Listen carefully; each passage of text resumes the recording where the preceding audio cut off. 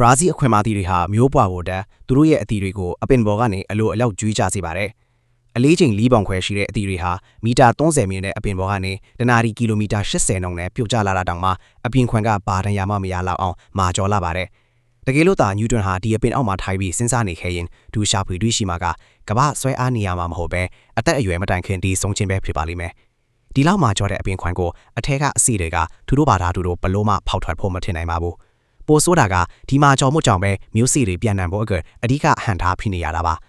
ဒါပေမဲ့အခုဒီဆိုတဲ့တတဝါလေးပေါ်လာတဲ့ခါမှာတော့ဒီပြဿနာကပြီးလဲသွားပါတယ်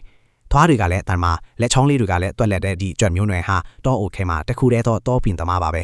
တရင်ကောင်းကတော့သူကမာကျော်တဲ့အခွင့်တွေကိုအလွယ်တကူကိုက်ခွဲနိုင်တာဖြစ်ပြီးတရင်ဆိုးကတော့သူကအထက်ကအစီအများစုကိုစားဖြစ်တတ်တာပါပဲတကယ်လို့တခါတည်းနဲ့ကိုအောင်မစားနိုင်ရင်တော့ကြံတဲ့အစီတွေကိုနောက်မှစားဖို့တောအိုအနံမှာမြုပ်တီးခွာထားတတ်ပါတယ်ဘရာဇီးခွိုင်မာပင်ကြီးတွေမျောလင့်ထားတာကလည်းအားကိုးလို့မရပုံပေါ်တဲ့ဒီကြွက်ကလေးရဲ့အချင်းကိုပါပဲဦးနောက်သိမ့်မရှိတဲ့ဒီကြွက်ကလေးဟာအစီတွေကိုနေရာအများရှိမှလိုက်ခွက်ထားပြီးနောက်သူဘယ်မှာမြုပ်ထားခဲ့လဲဆိုတာလုံးဝမမှတ်မိတော့ပါဘူးအဲ့လိုနဲ့မေးကြံခဲ့တဲ့မျိုးစေ့လူတွေဟာမြေကြီးထဲမှာအေးအေးလူလူပဲအပင်ပေါက်လာကြပါတော့တယ်တဘာဝတရားရဲ့အလားပါဆုံးနဲ့အစွန်းဆုံးရဲ့စရာကောင်းတဲ့အချက်ကဒီနေရာမှာတင်ရှိနေတာပါ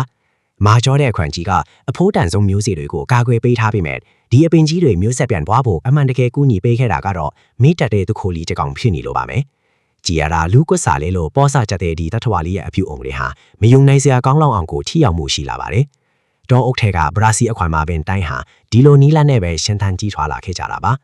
ဒါကြောင့်ကျွန်တော်တို့ကအလဟတဖြစ်တဲ့ရှုပ်ပွေနေတဲ့အားကိုးလို့မရဘူးလို့သတ်မှတ်ထားတဲ့အပြုအမူအချို့ဟာတခါတရံမှာဖန်တီးမှုအသစ်တွေနဲ့ရှင်တန်ချင်းရဲ့အကြောင်းရင်းဖြစ်နေတတ်တယ်